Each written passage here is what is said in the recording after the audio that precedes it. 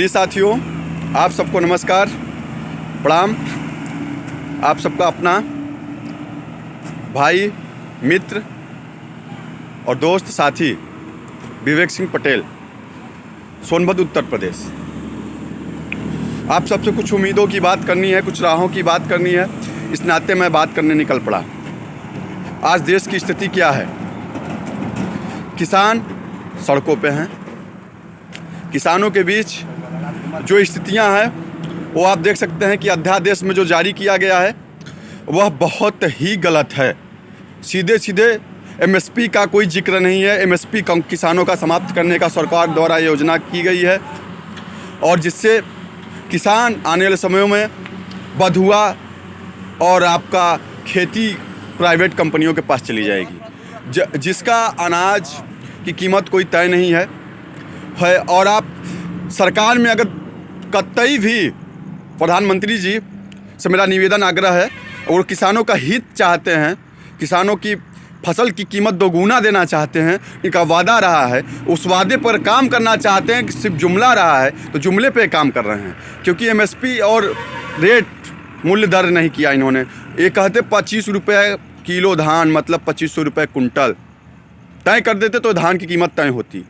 3000 रुपये कुंटल अगर गेहूं की फसल की तय होती, रेट वो तय होती। कहीं ना कहीं देश के साथ से छलावा और धोखा किया जा रहा है। मेरे भाइयों, मैं आप सबसे इस बात को लेकर निकल पड़ा हूं। अभी आप सबसे कहना चाहते हैं, उत्तर प्रदेश के हाथ रस की एक दुखद घटना है जहां पे बहन, बेटियां और महिलाएं देश प्रदेश में सुरक्षित नहीं हैं। यह दुर्भाग्य है। अगर एक मनीषा नाम की लड़की का साथ बलात्कार होता है, बलात्कार के बाद उसकी जीभ काटी जाती है, उसके बाद उसकी हड्डियां तोड़ जाती हैं, उसके बाद तमाम उस पर कई तरीके से प्रताड़ित करने के बाद वो अस्पताल में एडमिट होती है, फिर भी वो नहीं बच पाती है। क्या यह न्याय है? हम सरकार से मांग करते हैं कि वो चारे अपराधियों को तत्काल फांसी का फरमान जारी होना चाहिए। नहीं फरमान होगा तो यह सरकार की कहीं ना कहीं कमियां हैं, और कमियों के बीच किसान परेशान है, नौजवान बेरोजगार है। मैं सोनभद्र के इको पॉइंट से बोल रहा हूं। ये जगह आप सबको मैं कहना चाहता हूं, ये जगह देखिए, सोन पॉइंट उद्घाटन, जो कि आपका देख रहे हैं कि बढ़िया हिंडाल्को का लगा हुआ है। सोनभद्र में नौकरियों का, जो कि सोनभद्र की मैं बात करना चाहता हूँ, इन बातों को लेके सोनभद्र पे पॉइंट पे बात करना चाहता हूँ कि सोनभद्र की ज़मीन से हूँ। यहाँ जनपद सोनभद्र में इतने रोजगार हैं, कल हैं, कारखाने हैं, सीमेंटेड फैक्ट्रियाँ हैं, चुर्क सीमेंट फैक्ट्रियाँ उन्हें बेच दिया, लेकिन वहाँ अभी हैं डाला में।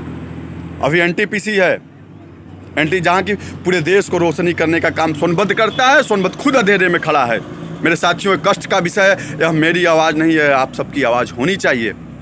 यहाँ पे 60% लोगों को रोज़गार देना चाहिए। मेरी मांग है कि स्थानीय लोगों को रोज़गार नहीं मिलेगा, इसके लिए बृहद आने समय में आंदोलन होंगे, नौजवान एकजुट होंगे। जिस दिन सोनभद्र अपने आवाज़ को पहचान लेगा, जिस दिन सोनभद्र अपने आवाज़ को पहचान लेगा, नए आयाम और नए फरमान होंगे। ये सरकार ही नहीं, बदलने वाली हर सरकार भी सुनेगी और एहसास भी करेगी सोनभद्र की पहचान क्या है, आवाज़ क्या है। मेरी साथियों, मैं आप सबसे इस उम्मीद और इस कड़ी के साथ इसलिए बात कर रहा हूं कि आज जहां से हम खड़े होकर आपकी बात कर रहा हूं कि ये सोनभद्र की माटी का बहुत बड़ा विषय है, जिस पे कि हम सब, आप सब एकजुट होकर काम करें। देश में युवा बेरोजगार हैं, जिले से लेके, गांव से लेके, शहर से लेके, प्रदेश से लेके, देश से लेके हर जगह की स्थिति एक समान हो चुकी है। मित्रों, भाइयों, बहनों, आप सब ये जान लीजिए, सिर्फ कहने से नहीं, कुछ करने से गुजरेगा। ये वक्त है लम्हा जो खुद बदलेगा। जब आप जालिम ज़माना आ गया आपके सामने, तो आप जब कुछ करेंगे नहीं, तब तक कुछ बदलने वाला नहीं है। अपने अधिकार और अपने हक की जब बात करनी है, तभी पूर्ण होगी जब आप मेहनत करेंगे।